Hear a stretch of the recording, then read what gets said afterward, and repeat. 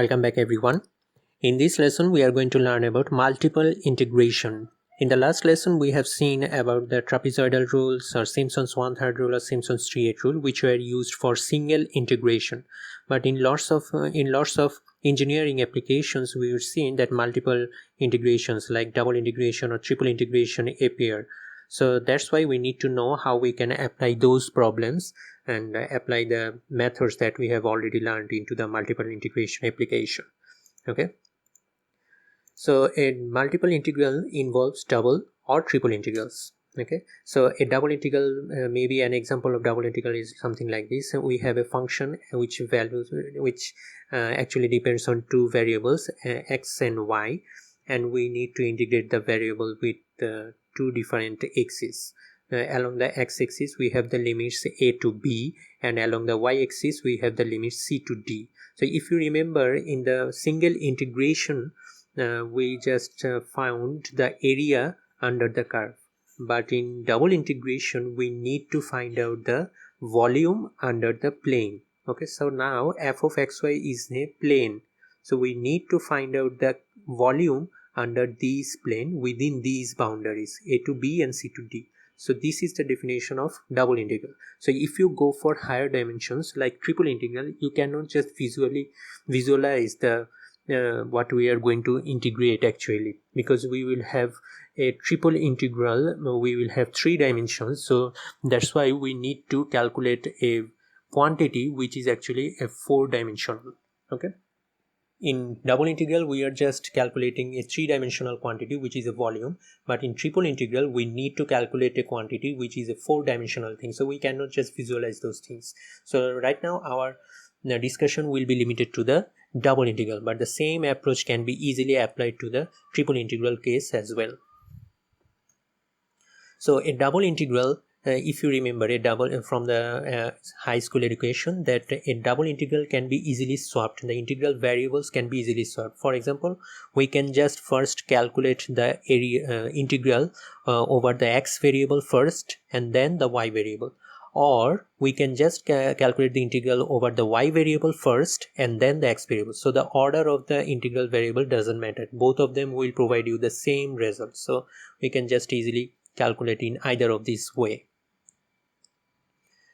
So what we can do first, we calculate the area of a curve which is along the x-axis, and then sum over those areas along the y-axis. So this is the procedure that we can do. So in the inner integral, since we are using a x integration first, that means this function is a function of y. So the whole integration, the inner integration, is a function of y. Similarly, if we go in the other way, that means we just calculate the integration over the y variable first, then the inner integration will be a function of x. So then we calculate the integration over the results of the first integration. So that's the procedure. We just go on to the single dimension first, and with the results of those single dimension we go to the other dimensions. So for example, if you just want to use the trapezoidal or Simpson's 1/3 rule or 3/8 rule, you just apply you just hold the value of a second dimension constant and calculate the area in the first dimension. Similarly, for other value of the second dimension, you just apply the Simpson's 1/3 rule or others rule in the first dimension. So for each of the value of the second dimension, we just calculate or apply the integration formula in the first dimension, and with the results of the first dimension we just calculate the whole integration results. So let's look at an example. It will be more clear to you what I am going to say. Let's say we have a function something like this, f of xy equal to x plus sine y plus 1. So this function depends on two variables, x and y. So we need to double integrate the function within a limit. So let's first see how this function looks. Okay, so this is the function that if you just plot in a 3-dimensional, it will look like this. Okay, so along this dimension we have the y, and along this dimension we have the x variable, and with this plane for different x and y variables we just calculate the function values and plot, and we will get something like this, a 3-dimensional plane. Okay, this is a plane actually. So this is the function f of xy. Now we are going to find out the double integral.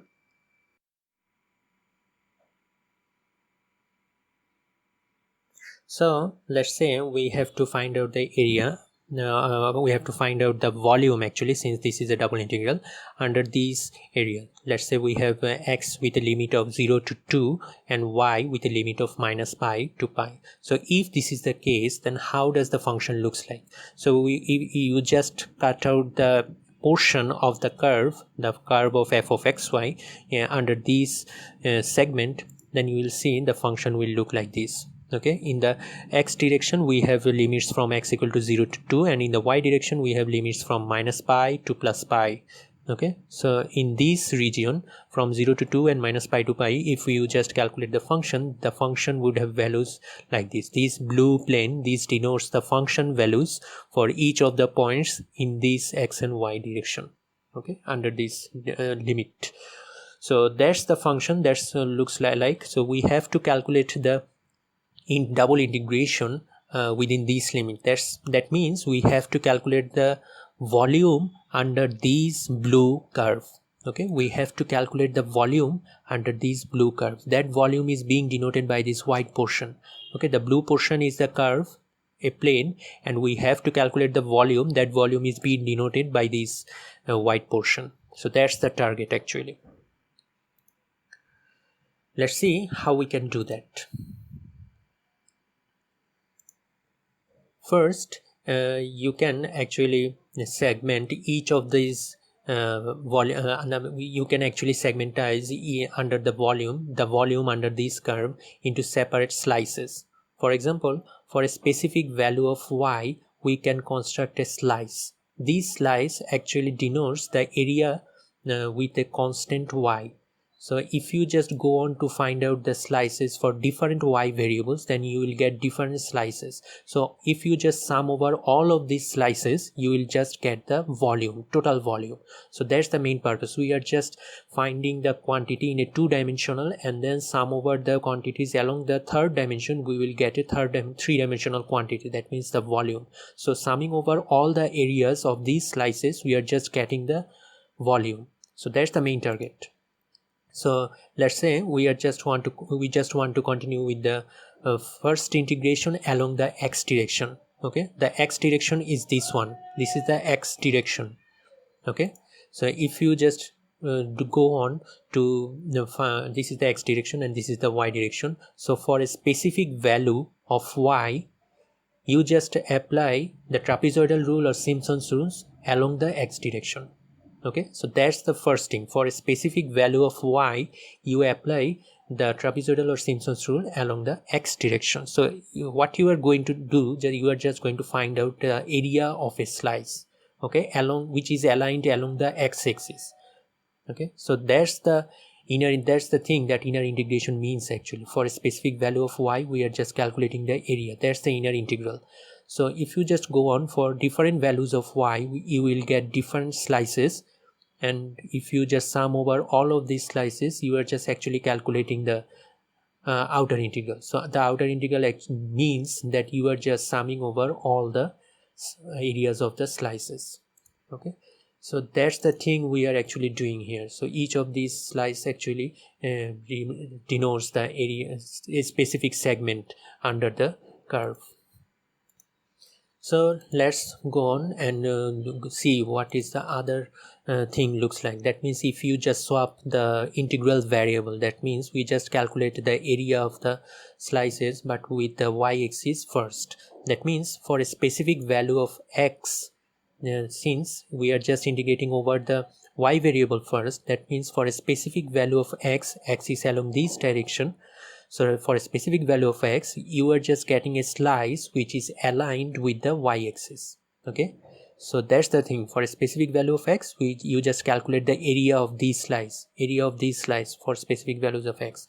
So if you just sum over all of these slices, you will just get the total volume. So whatever approach you are doing, whether you integrate over the y variable first or the x variable first, you will just get the same result. Okay, you will just get the same result. So let's look at an example. That was the graphical description of a double integral. what a double integral actually means. So whenever you are just calculating a numerical calculating through a numerical method, so that's the graphical description.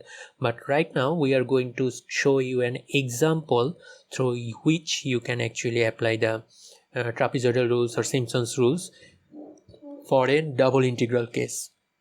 Let's say we have a temperature distribution along a rectangular heated plate. The temperature distribution is known, denoted here with the t variable. It is the function of two independent variables, x and y. As a result, we have a function which spans along the 3 dimension. Okay, for a specific value of x and y, we will have a function, and that is actually a 3-dimensional plot. Okay, so we have already given the limits. The x dimension have 8 meters, which is along the x direction. That means the heated plate is 8 meter long along the x direction and 6 meter wide along the y direction. So the limits of x are 0 to 8 and the limits of y are 0 to 6. Okay, so we have to calculate the average temperature. So if you remember, if you go on to calculate the mean of a double integral, mean through a double integral, you are just calculating the average value, okay, which is spent along two-dimensional space. So that's the thing that we are going to find out, the average temperature, or the double integral divided by the total area of the 2 dimension of the x and y space. So there we have to use let's say two segment. Okay, we are going to use the 2 segment. You can go for higher segments, but right now for simplicity we are just using 2 segments. As a result, along the x-axis we will have 2 segments, which are first segment is from x equal to 0 to 4 and the second segment is from x equal to 4 to 8. Similarly, along the y-axis we will have 2 segments. The first segment is from y equal to 0 to y equal to 3 and the second segment is from y equal to 3 to 6. So these are the 2 segments along both dimensions. So if you just plot the figure along the x-axis and along the y-axis, this is the computational space. Along the x-axis we have 2 segments, along the y-axis we have 2 segments. That means in total we have 4 segments. Okay, and in these 4 segments, at each of the data points, at each of the segmented points, we are just calculating the function values. Okay, how we can get the values of these points? We are just using the x and y values and in the main function, in the temperature function. So as a result, if you just put in the values of specific x and y, then you will get the values of the temperature at those data points. Okay, these are the data points or function values at these 2-dimensional spaces. So along the so let's say we are going to find out the integration variable along the x-axis first. Okay, so for a specific value of y, we are just going to apply the trapezoidal rule. That means for a specific value of y, that means this y, which is y equal to 6, for a y equal to 6, we are just going to apply the trapezoidal rule along this direction with these data points, where x ranges from x equal to 0 to 8 and the values of the functions are 0, 40 and 40. So with these 3 values we are just going to apply the trapezoidal rule. So if you just apply the trapezoidal or the Simpson's rule or the Simpson's 3/8 rule or third rule, we can apply any of those methods, but right now for simplicity we are just using the trapezoidal rule.